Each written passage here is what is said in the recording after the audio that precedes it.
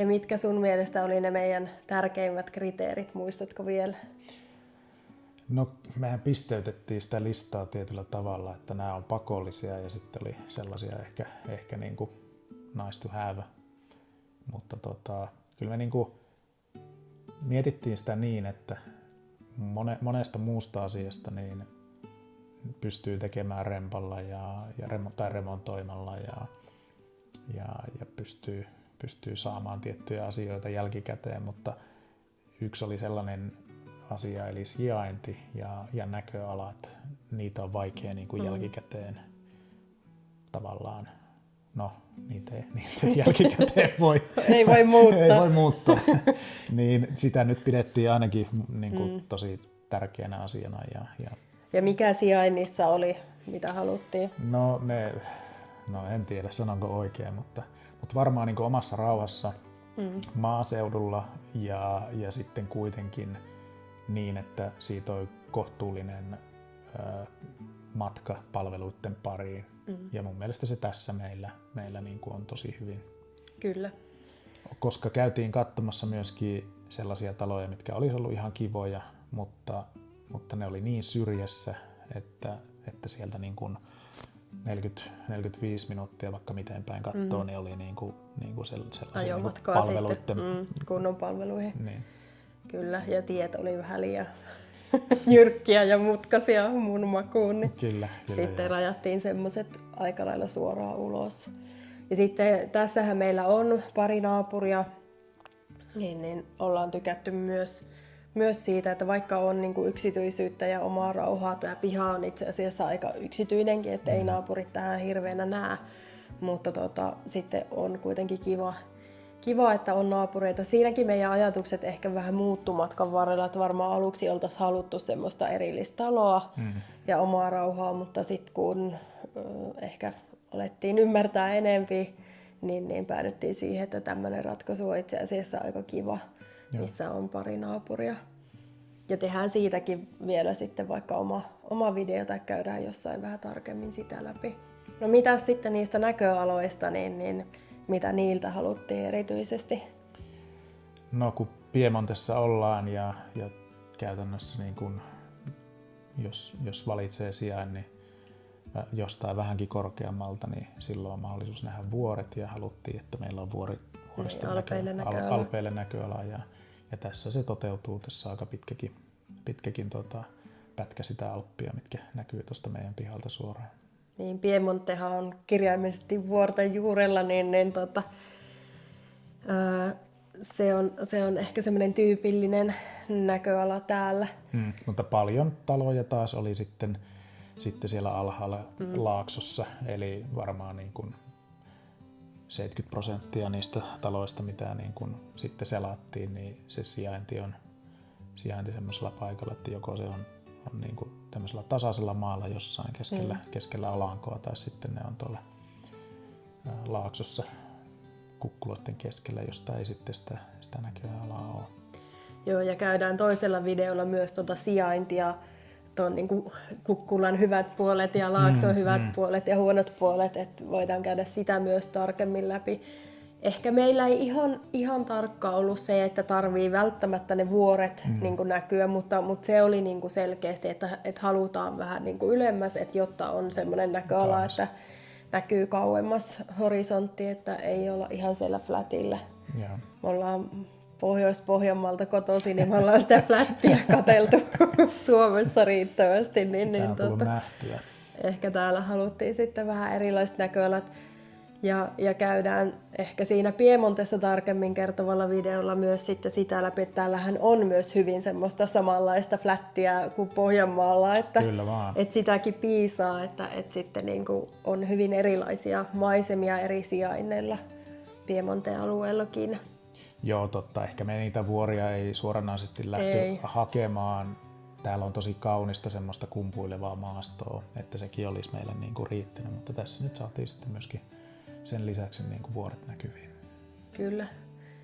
Ja ainakin itsellä oli niin kuin siinä, että miksi niitä näköaloja arvosti, niin oli se, että mulla on jäänyt meidän noilta lomareissuilta ehkä eniten mieleen aina ne illat, kun ollaan päästy majapaikkaan ja sitten istuskeltu jossain parvekkeella tai terassilla tai puutarhassa ja ihailtu auringonlaskua ja maisemia, niin ne on niin kuin jäänyt itselle lomareissuilta eniten mieleen, niin sitten halusi täällä semmoisen kodin, missä siitä voi nauttia sitten vaikka joka ilta. Kyllä. No jos ehkä vielä nyt kiteytetään, että mitä meidän kriteerilistalla oli asioita, niin oli se sijainti, näköalat, sitten me haluttiin riittävän iso talo, että meillä on haaveissa se pikkuinen majatalo, niin että olisi tilaa myös siihen.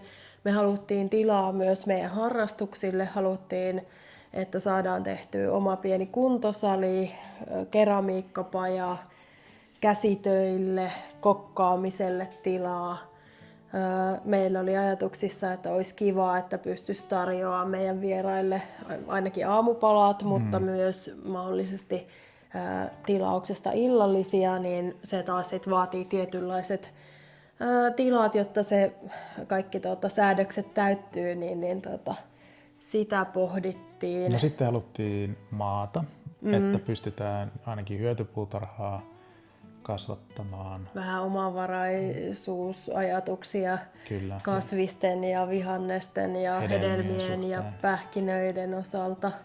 Ja nythän meillä tässä on vähän, ehkä me siinä pikkusen tultiin vastaan niissä meidän kriteereissä. Me ajateltiin, että semmoinen hehtaari olisi hyvä, että varmasti mahtuu, mutta tässä nyt on toistaiseksi vähän vähemmän, mutta sitten taas tässä on potentiaalia ostaa sitten. Niin, tässä on ympärillä tosi paljon tätä maata, niin luulen, että joltain me saadaan sitten tarvittaessa ostettua lisää. Ja sitten kyllä huomattiin myös, että että se on aika paljon maata, mikä nytkin on. Niin, että tuossakin on aika iso urakka ensin, että saadaan tämä talo remontoitua ja pihapiiri ja sitten toi maa saadaan kuntoon. Se on päässyt vähän villiintyyn tuo alapiha, et siinä mielessä niin kuin varmaan ihan hyväkin, että ensin on vähän vähempi maata ja Kyllä. sitten ostetaan myöhemmin lisää, niin se on varmasti ihan ok. Niin. Kasvuvauhti Italiassa tällä alueella erityisesti niin on kyllä todella nopeaa. Tämä on tosi rehevää aluetta, on sopivasti lämpöä ja aurinkoa ja sitten kuitenkin myös vesisadetta tarvittava määrä, niin täällä kasvaa todella nopeasti kaikki ja siinä mielessä voi riittääkin vähän vähemmän maata, kun sitten saa useamman sadon vuoden aikana. Mutta joo, sitä haluttiin puutarhaharrastusta myös. Ja sittenhän me on puhuttu ainakin kanoja varmaan jossain vaiheessa laitetaan, eli sitten haluttiin semmoinen sijainti, missä se on mahdollista. Ja tässä nyt on naapurillakin kanat tuossa meidän naapurissa, niin tässä ei pitäisi olla mitään estettä sille. Ja sauna jossain vaiheessa. Varmaan tehdään pihasauna, joo. Muistatko muuta? Oliko meillä kriteerilistalla vielä jotain muuta? Mitähän meillä olisi ollut? No sitten tietysti niin kuin talon noita niin kuin teknisiä ominaisuuksia ja talon kuntoon liittyviä ominaisuuksia. No ne oli tietysti. Oli kans ja tehdään niistä myös oma videonsa. Haluttiin, että vaikka niin kuin oltiin valmiita tekemään remontteja, mutta haluttiin kuitenkin, että ei ole ihan semmoinen, niin kuin, että pitäisi alusta loppuun kaikki remontoida. Ja tehdään siitä myös, keskustellaan siitä myös enemmän, että kumpi on niin kuin kannattavampaa remontoida alusta loppuun kaikki vai sitten yrittää löytää valmiiksi remontoitu asunto, hyväkuntoinen asunto. Joo, meillä oli ihan hyvä tuuri senkin kanssa. Että... Joo, niin kuin sanoin, niin pitkä oli meidän kriteerilista, mutta koetaan, että tässä aika lailla kaikki muu täyttyi, että ainoa oli just ehkä se niin kuin maa-alueen koko, mistä sitten vähän tingittiin, mutta todettiin, että se voidaan sitten. Ja oltaisiin itse asiassa voitu ostaa silloin saman tien jo kaupan yhteydessä lisää maata, mutta oli sen verran kova hintapyyntö, että ei siinä kohtaa sitten lähdetty siihen, mutta on varmasti mahdollista sitten myöhemmin kyllä. Kyllä, ja sillä tapaa löytytään meidän nykyinen koti, mihin ollaan oltu tosi tyytyväisiä ja käydään tosiaan sitten muilla videoilla tarkemmin läpi se ostoprosessi ja muut asiat. Hei, jos haluat enemmän tämmöisiä videoita ja haluat jostakin tietystä aiheesta, niin laita kommenttia meille, niin mehän tehdään. Ja laita kanava tilaukseen, niin se auttaa meitä tässä sisällöntuottajina. Me saadaan siitä tosi paljon rahaa. ei vielä ainakaan. No ei saa oikeasti. Mutta No laittakaa silti. laittakaa silti ja saa enemmän näkyvyyttä sillä tavalla, jos mahdollisimman moni tilaa kanavan ja kommentoi ja tykkää ja mielellään myös jakaa, niin näitä on kivempi tehdä, jos tietää, että on vähän enemmän katsojia ja näistä on jotain hyötyä muillekin näistä videoista, niin jaksetaan tehdä. Like and subscribe and hit that bell icon. Okei. Ajattelitko, että tulee niin kuin paljon englanninkielisiä tilaajia vai? Eikö kaikki aina sano smash that button?